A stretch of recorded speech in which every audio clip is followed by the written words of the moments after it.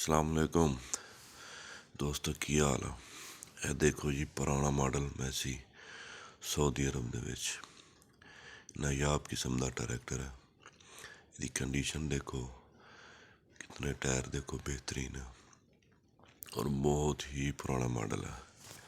ਖੜਾ ਜਨਾਬ ਇਸ ਤਰ੍ਹਾਂ ਹੀ, ਤੇ ਗੱਡੀਆਂ ਦੇਖੋ ਨਾਲ ਖੜੀਆਂ ਹੋਰ ਵੀ। ਇਹ ਛੋਟਾ ਭਾਈ ਹੈ, ਉਹ ਵੀਡੀਓ ਮੈਨੂੰ ਉਹਨੇ ਭੇਜੀ ਉੱਥੋਂ। मैं कहा चलो दोस्तों को शेयर करना। देखो कैसे और ट्रैक्टर एक होर भी खड़ा, गड्डियां बड़ियां कीमती खड़ियां। इस तरह मतलब पता नहीं कितना पुराना मॉडल है, ये हूँ नहीं समझ आ रही।